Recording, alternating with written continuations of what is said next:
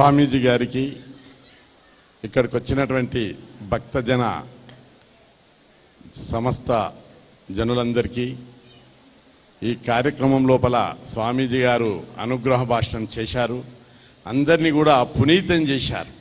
అంటే ప్రేమ, కరుణ మరియు మానవాళికి చక్కటి సందేశం ఇచ్చి మనందరినీ కూడా మరో లోకానికి తీసుకెళ్లారు. అంతేకాదు, మనిషి అంటే హిందూ ధర్మం యొక్క విశిష్టతను, అంటే శరీరానికి పంచభూతాలతో కూడినటువంటి శరీరానికి అవతల మనసు ఉన్నదని, మనసుకు పైన ఆత్మ ఉన్నదని మనందరికీ విశదీకరించడం లోపల చాలా క్లుప్తంగా, సరళీకృతంగా, సులభగ్రాహ్యంగా మనందరికీ అర్థమయ్యే పద్ధతిలో, పండిత పామర జనులకు అర్థమయ్యే పద్ధతిలో మనకు చాలా చక్కగా ఉపదేశం ఇచ్చి మనందరినీ ఎంతో గొప్పగా లాలించినటువంటి స్వామి గారికి మనమందరము ఎంతో రుణపడి ఉన్నాం. అంతేకాదు, హిందూ ధర్మం యొక్క విశిష్టతను ఏ విధంగా చెప్పాడంటే, అంటే ఇతర ధర్మాలను చెప్పకుండానే మన హిందూ మతములో ఉన్న గొప్పతనాన్ని, మతము దేవుని చుట్టే కాకుండా మనసు చుట్టూ, మనిషి చుట్టూ, అంటే సర్వే జన సుఖినో భవంతు అనే విధంగా మనిషి చుట్టూ మతం తిరిగింది తప్ప మతం చుట్టూ మనిషి తిరగలేదనే దాన్ని ఆయన యొక్క ఉపదేశంలో మనకు కనిపించింది. మతము మనిషి కోసమే తప్ప మనిషి మతం కోసం కాదనేటువంటి చక్కటి సందేశాన్ని మనకిచ్చి, లోక సమస్త సుఖినో భవంతు అనేటటువంటి లోతైనటువంటి జ్ఞానాన్ని మనకు మా స్వామీజీ గారు మనకు ఉపదేశించారు. ఇట్లాంటి ఉపన్యాసాల వల్ల, ఇట్లాంటి బోధనల వల్ల మనిషి తాను కోల్పోతున్నటువంటి ఏ విలువలైతే ఈ సమాజంలో కోల్పోతున్నామో ఆ విలువలను పునరుద్ధరించడానికి స్వయంభూ స్వామీజీ గారు చాలా చక్కటి ఉపదేశాన్ని ఇచ్చారు. వీటిని ప్రజలందరికీ ఇంకా లోతుగా తీసుకుపోవాలి. క్రికెటర్లు వస్తున్నారంటే రోడ్డు మీద ఎర్రటి ఎండలు నిలబడతారు. సినిమా యాక్టర్లు వస్తున్నారంటే ఎప్పుడో వస్తుంటే మనము పొద్దుగాల నుంచి సాయంత్రం దాకా యాక్టర్ల పేరు చెప్పడం లేదు వాళ్ళని, ఎందుకంటే స్వామీజీ గారు ఎవరిని విమర్శించొద్దు అన్నాడు కాబట్టి మనందరం అట్లా నిలబడతాం. కానీ ఎంత అనుగ్రహ భాషణం అది, ఎంత మన లోపల అంతర్లీనంగా నిద్రానంగా నిశ్చిప్తంగా దాగినటువంటి శక్తియుక్తులకు పదను పెట్టే విధంగా ఆయన ఇచ్చినటువంటి ఆ సందేశము, ఆయన ఇచ్చినటువంటి ఆ ముద్రల యొక్క అంతర్లీన శక్తి అద్భుతమైనటువంటి పరమౌషధం కంటే గొప్పనైనటువంటి శక్తి మనకి ఇస్తుంటే మన భారతీయులం మనం దాన్ని ఇంకా తీసుకోలేకపోతున్నామని చెప్పి మీ అందరికీ నేను మనవి చేస్తున్నా. మరి అంతేకాకుండా మనం అందరము మనిషి చుట్టూ, ఇప్పుడు ఇంత మొదలు చెప్పినట్టు మతము మనిషి కోసమే తప్ప మనిషి మతం కోసం కాదనేది హిందూ ధర్మం యొక్క గొప్పతనం. అంతేకాకుండా మన ధర్మానికి చాలామంది శాస్త్రీయత లేదని అనుకుంటారు, కానీ శాస్త్రాన్ని దాటి వచ్చింది మన మతం. ఎందుకంటే మీరు సైన్స్ ఏం చెప్తుంది, మనిషి పంచభూతాలతోటే జీవిస్తాడు. మనిషి గాలి లేకపోతే ఒక 10 నిమిషాలు జీవించాడు, నీరు లేకపోతే ఆయన జీవితము 30 రోజులు, ఒక ఎగ్జాంపుల్గా చెప్తున్నా. తిండి లేకపోతే ఒక 30 రోజులు 25 రోజులు ఈ విధంగా జీవిస్తాడని చెప్తుంది. గాలి లేకపోతే మాత్రం 10 నిమిషాల కంటే ఎక్కువ జీవించడని చెప్తుంది.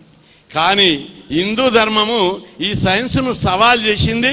వాళ్ళ హేతువాదులకు కానీ నాస్తికులకు కానీ ఇప్పటికీ హఠయోగము, ప్రాణయోగము, లయయోగము, భక్తి యోగంలో ఉన్నటువంటి ఆ గొప్పతనం లోపల మనిషి సజీవంగా గాలి, నీరు, ఆహారము, పంచభూతాలు లేకుండా జీవ సమాధి పొందితే 1 year ఉన్నోళ్ళు ఉన్నారు, 10 ఏళ్ళు ఉన్నోళ్ళు ఉన్నారు, 50 ఏళ్ళు ఉన్నోళ్ళు ఉన్నారు, 100 ఏళ్ళు ఉన్నోళ్ళు కూడా ఉన్నటువంటి వాళ్ళు ఉన్నారు. ఎందుకంటే ధ్యానం ద్వారా, హఠయోగం ద్వారా, ప్రాణయోగం ద్వారా, రాజయోగం ద్వారా, లయయోగం ద్వారా అనేక భిన్న యోగ పద్ధతులున్న గమ్యం ఒకటే పద్ధతి లోపల, అది భగవంతుని చేరుకునేటటువంటి పద్ధతి, మోక్షాన్ని సాధించేటటువంటి దానికి మనం అందరం జీవ సమాధి పొందితే వందల ఏళ్ళు జీవించినటువంటి మహానుభావులు, సిద్ధి పొందినటువంటి వాళ్ళు ఉన్నారు. మరి దీనికి సైన్స్ ఏమి జవాబు చెప్తుంది? హిందూ మతములో ఉన్న గొప్పతనం ఏంటిదో ఈ సైన్స్ చెప్పాలని కూడా ఇక్కడ సవాల్ విసురుతున్నాం. అంతేకాదు మనమందరము అనేక విషయాల లోపల దేవుడు అన్ని మతాలకు దేవుడు ఒకడే అని చెప్పారు. ప్రతి మతం యొక్క మతం పేరు చెప్పడం లేను కానీ, ఎందుకంటే మనకు పరమత సహనం చాలా ఎక్కువ. మతము ఒకటే చెప్తుంది, మా మతానికి ఒక దేవుడు ఉన్నదని చెప్తుంది. కానీ స్వామీజీ గారు చెప్పారు, మతము మన హిందూ మతం ఏం చెప్తుందంటే ప్రతి మనిషిలో దేవుడు ఉన్నాడని మన గురూజీ గారు చెప్పారు ఇప్పుడే. అంటే ప్రతి మనిషి 33 కోట్ల దేవతలు, అంటే మనం యోగ ద్వారా, భక్తి ద్వారా, కరుణ ద్వారా, ప్రేమ ద్వారా, సేవ ద్వారా ప్రతి మనిషి దేవుడు అవుతాడని చెప్పి మనం ఇక్కడ నేర్చుకున్నటువంటి అంశం అని చెప్పి మీ అందరికీ నేను మనిషిని దేవుణ్ణి చేసే మతం ఏదంటే హిందూ మతమేనని చెప్పి మీరు అందరు గుర్తుపెట్టుకోవాలి. వేరే మతాలల్లా మనిషి దేవుణ్ణి చేయది, దేవుడు ఒక్కడే, ఆయనను మీరు పూజించండి అని చెప్తుంది. కానీ హిందూ మతం మాత్రము ప్రతి మనిషిని దేవునిగా చేర్చేటటువంటి, దేవునిగా చేసే మతము హిందూ మతం అని చెప్పి మీరందరూ కూడా ఇక్కడ గ్రహించేటట్లుగా స్వామీజీ బోధనల ద్వారా మనకు అందరికీ అర్థమైంది. ఇప్పటికే చాలా కాలాతీతమైంది. ఇంకా స్వామీజీ బోధనలు మరింత ప్రజలకు చేరువ కావాలి. ప్రజలలో ఉన్నటువంటి అజ్ఞానాన్ని, అంధకారాన్ని, అమాయకత్వాన్ని, మూఢ విశ్వాసాలను, మూఢ నమ్మకాలను, అంతేకాదు రాగద్వేషాలతో, ఈర్ష్య అసూయలతో సతమతమవుతున్నటువంటి మన ప్రజలందరినీ వాటి నుంచి విముక్తి చేసి సర్వజనామాల్ని అందరినీ పరస్పర ప్రేమతోటి, పరస్పర అనురాగంతో, దయా సానుభూతులతోటి, ప్రేమ అనురాగాలతోటి సమస్త మానవాళి జీవించే విధంగా ఆయన అనుగ్రహము ప్రజలపై ఉండాలని, ఆయన యొక్క యోగశక్తి ద్వారా భారతదేశాన్ని ప్రపంచ దేశాల్లో భౌతికంగా, ఆధ్యాత్మికంగా, దైవికంగా పెద్ద శక్తివంతమైనటువంటి దేశంగా తీర్చిదిద్దాలని, ప్రజలందరినీ కూడా నిత్య కర్తవ్యపరాయణులుగా చేయాలని, ఆ విధమైనటువంటి అనుగ్రహ భాషణ ద్వారా ప్రజలందరినీ కూడా కర్తవ్యనిష్ఠులుగా చేయాలని కోరుకుంటూ సెలవు తీసుకుంటాను. జై హింద్. మా ఆహ్వానాన్ని మన్నించి విచ్చేసినటువంటి గౌరవ శాసనసభ్యులని గురువు గారి చేతుల మీదుగా ఆశీర్వాదాన్ని స్వీకరించాల్సిందిగా కోరుచున్నాం. ఒకసారి గట్టిగా చప్పట్లతో వారికి అభినందనలు తెలియచేయండి.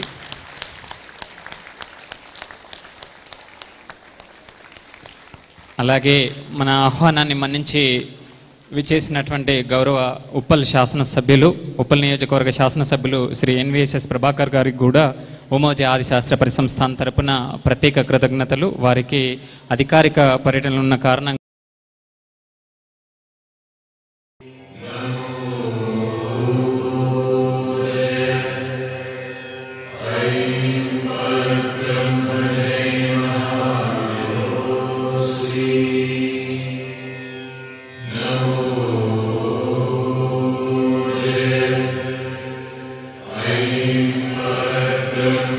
Amen.